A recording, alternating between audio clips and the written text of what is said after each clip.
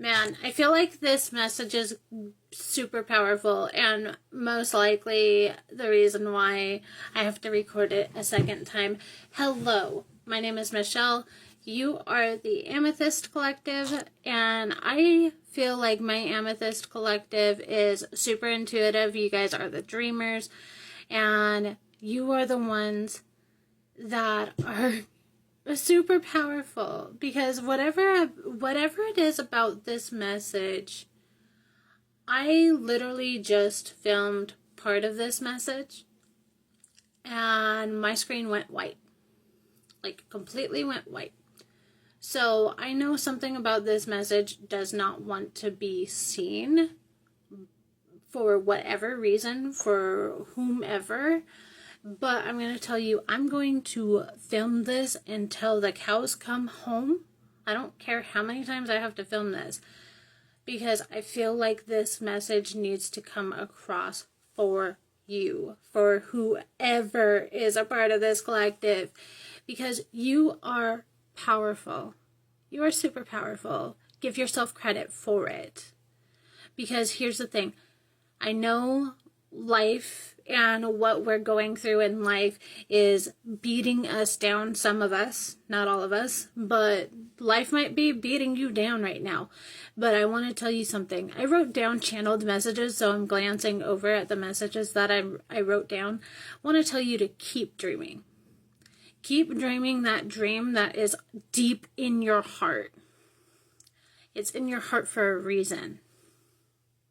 That dream, whatever it may be, stick to it, because it's not impossible. Because impossible is just a way of complimenting yourself. Flip the script about the word impossible, because impossible says I'm possible.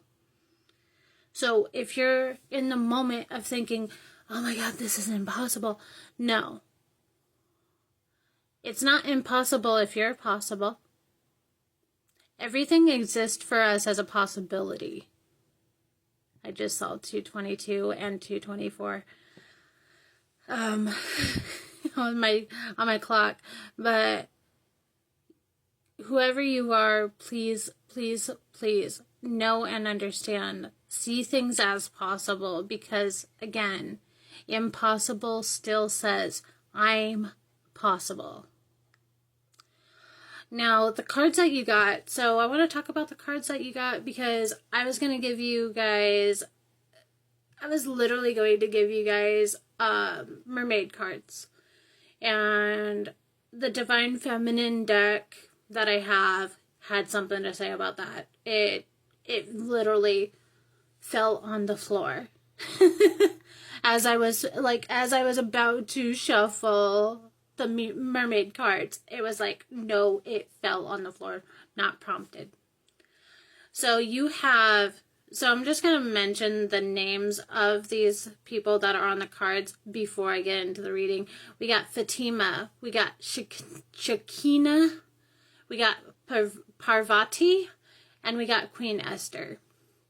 So Fatima is talking about how love is in your lineage. I want to talk about that. Love is in your lineage. So with love in your lineage, it took so much love to get to where you're at.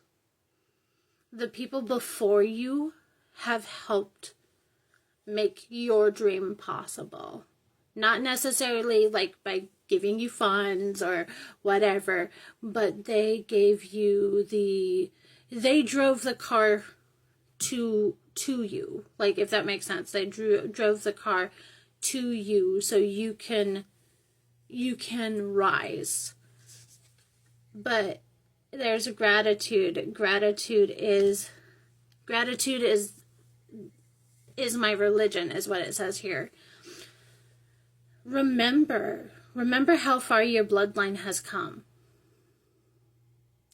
Remember how much trauma they've been through, and how much you're healing your own trauma and the trauma that came before you.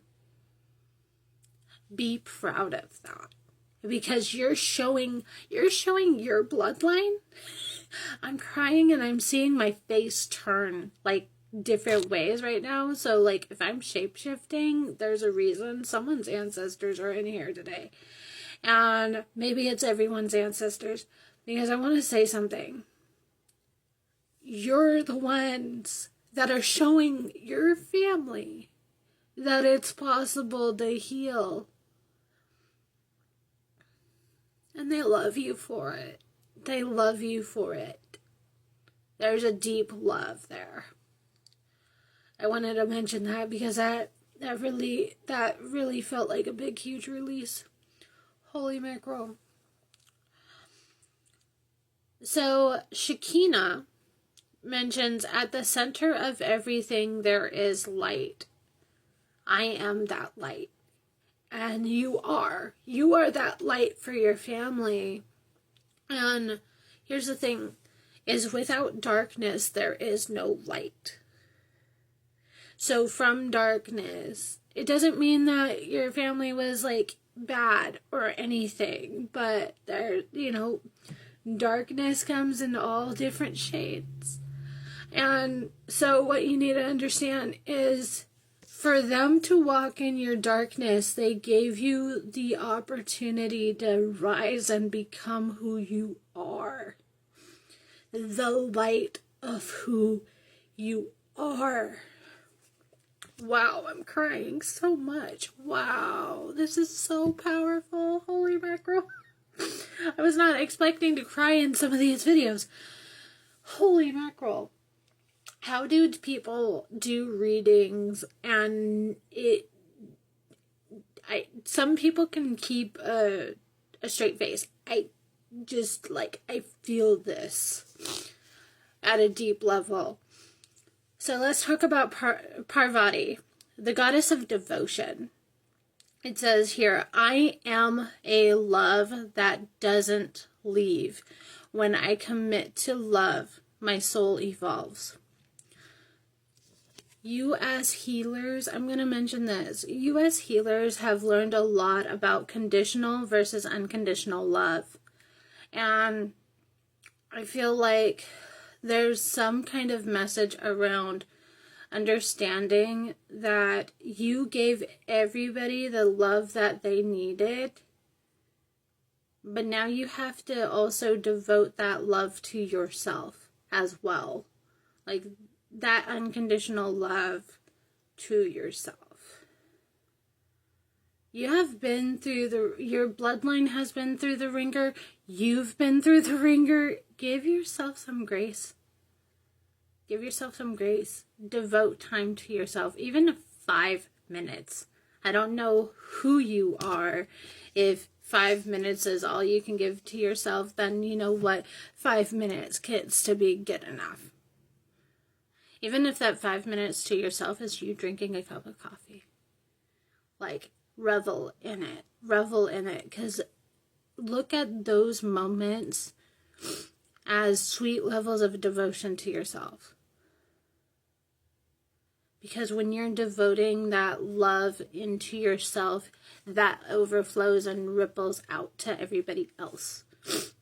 You cannot make excuses not to love yourself and show yourself some gratitude too, because you've walked a long road of crap. Excuse my language. Wow, this is so powerful. Queen Esther, the morning star. My ego is in service of my soul, and I trust my soul's divine timing. I feel like the reason why all these videos are like having really interesting timing is because I'm also trusting that my soul knows what it's doing, even though I get frustrated sometimes. I just want to get them done. And so with that being said, I hope this resonates with you. I love you, and see you next time.